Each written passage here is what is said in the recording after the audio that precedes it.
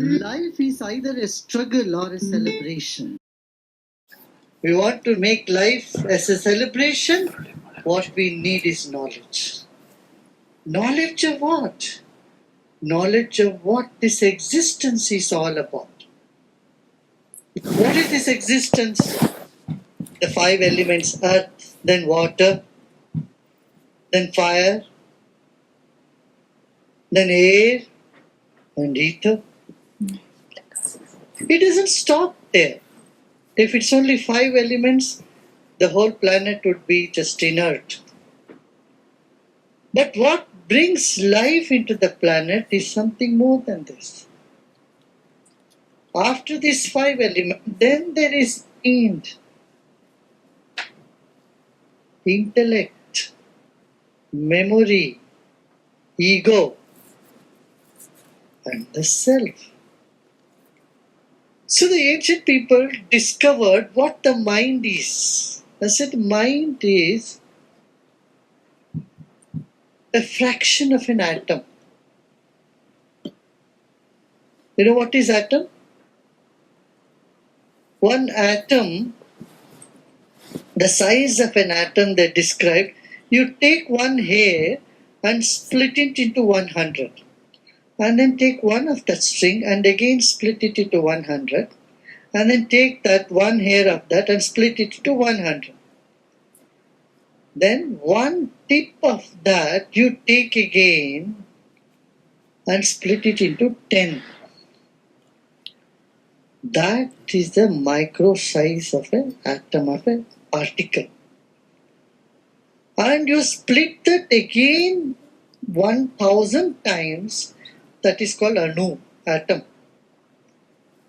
And from that, you again split that into 100, that is the size of the mind. And you split that again into 10, that is the size of ego. The ego inside us is just an atomic particle. You see, if you have seen an atomic reactor, how big it is? Huh?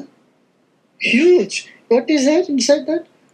A tiny atom, atomic particle that creates so much energy. Similarly, in all our bodies, the ego is a tiny, smallest of the atom.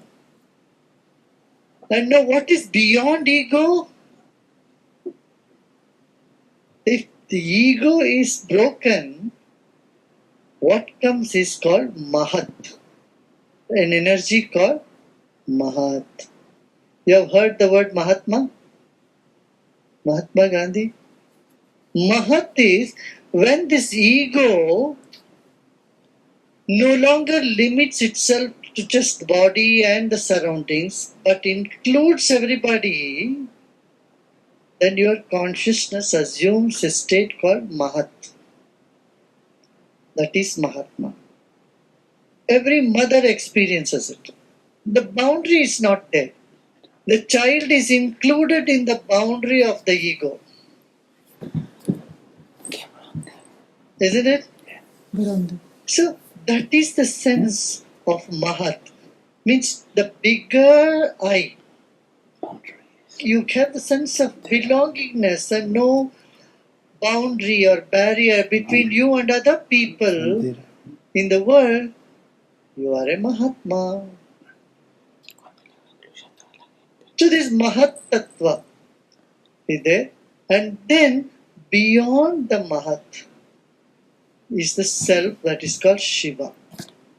So Shiva is not a person sitting somewhere in the Himalayas or lived some 10,000 years back. No.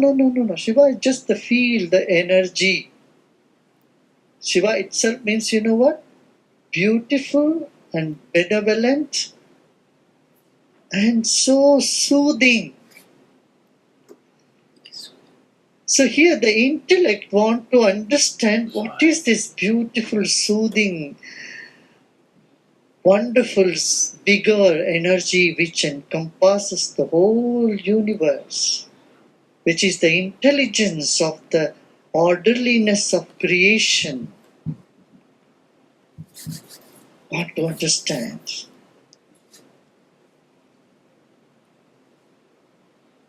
And the more you understand, the more you come to a level of, I don't know.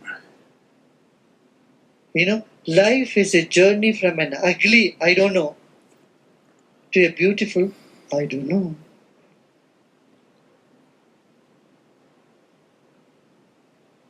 See, when you are upset, even if you know, what do you say? I don't know. Don't ask me. Don't you say it or not? So, stressful mind comes up with an ugly, I don't know. We move from there to a beautiful, I don't know. Because the more you know that you don't know. You talk to any top scientist. If someone asks them, what is the origin of universe? They say, well, we don't know.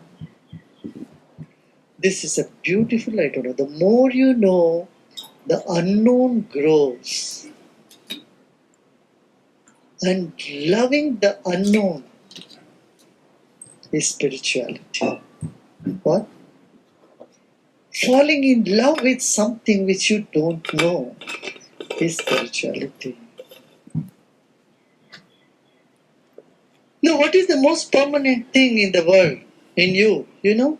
What is the most permanent thing in you? Not your mind.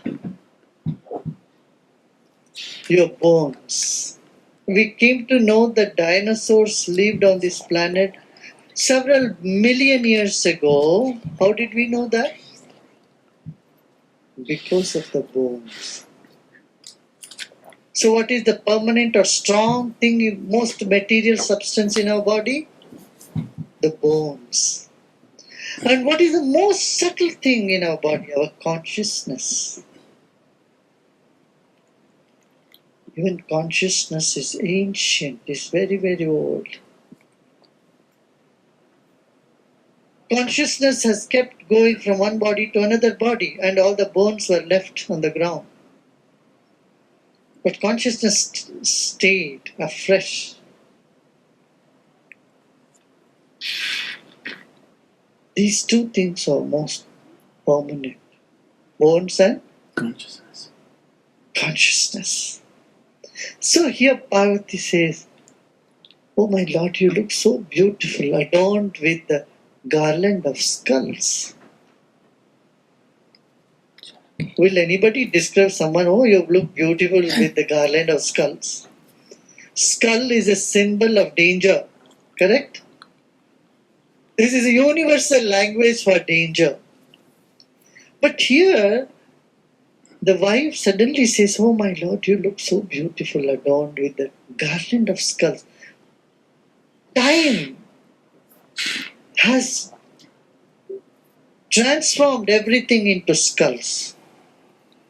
With the skull, there is no difference between a rich man and a poor man, a lady and a gentleman, or skull is skull, correct? Very highly intelligent person or a fool, they all have the bones of the same skulls. And what made the skull stay that way? The time. Time eats away everything. And you go beyond time and you see there is something that is there at the basis of the whole creation.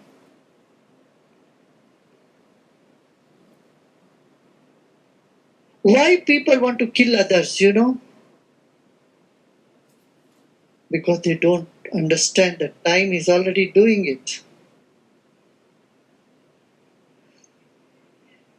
When time is anyway doing it, why bother you do it and end up in prison?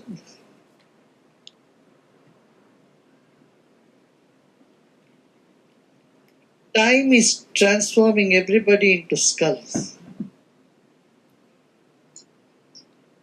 Whether you want it or not, it's going to do. And it's doing it, it's done it already. See, all of us, we are sitting here. In another 50 years, 100 years, where we will be? We'll all be gone under the ground, finished. What will remain is just the skulls.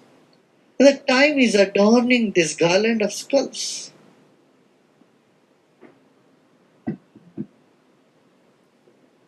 There is a secret technique here. You want to know? If you hate somebody, if you are so angry at somebody and you want to strangle them, just see them from an X-ray eye. Take an X-ray picture of them. See them as just skeleton. You would not bother to get angry at them. Got it? In 1 minute, your anger will disappear. Will you have anything to deal with a skeleton? Can you get angry at a skeleton? Does it make any sense to be angry at a skeleton? And this is the truth. They are just skeletons. That's all is going to remain.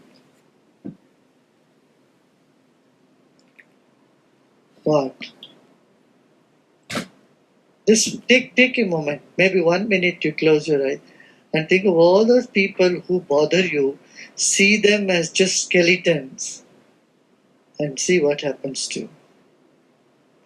Maybe it could be your boss or your mother-in-law or father-in-law or somebody who really bothers you, who is eating your time, your mind, your energy, who is consuming all the positivity of yours, who is turning you into a negative person. Think about those people and see them from an X-ray eye. They are just skeletons. They are just playing their role in this whole play of life. Yeah. It doesn't take so much time. Less than 1 minute. Yeah, open your eyes. Already you feel so relieved, so happy.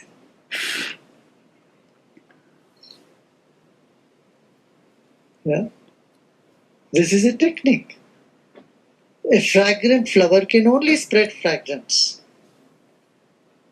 But you keep H2S, hydrogen sulfide, what it will give you? Only foul smell. Right? Similarly, if some people are behaving bad, it's because that is what they have inside. Inside they are suffering. Inside they are hurt. Inside every culprit, there is a victim crying for help. All negative tendencies are because there is no knowledge, there is no wisdom. They are not happy, that is why. Can a happy, joyful person go and hit somebody? Impossible. Who comes and hits others? One who has pain, suffering, who is sick. And what all we do in life, we make ourselves miserable, make everybody else miserable around us. This is not for what you have been put here on the planet, isn't it? You are here to... Forgotten? To surprise. To wake up with thrill. That's what Spirit has given to us, Wake up with thrill. Appreciate, adore the creation and spread love. Instead of anger, hatred, jealousy, we don't know what all negative things we keep spreading. So here, Parvati asked, teach me how I can experience the infinity, the beautiful space that you are. Dikkala Kalanon Mukta. You have no directions, you have no form, no shape, you have no boundaries. You are in the entire creation. This form of yours, how do I experience? And so, these techniques put your attention on different chakras in your body. Doing that, what happens? First, you experience just nothing, blankness comes, and then some sensation arises, and then it becomes light. And you realize you are the Mahat. You are that which is beyond ego, beyond the boundary of identification. We have our identification. I belong to this country or this religion or this race or this family, or I'm male, female, all these identification. You have to pass them all out and then see who you are. You are nothing but space. You are infinity. Huh? You are Mahat. That which is so great, so beautiful. And you are that Shiva principle. You are that Shiva scintillating, beautiful consciousness, innocent consciousness.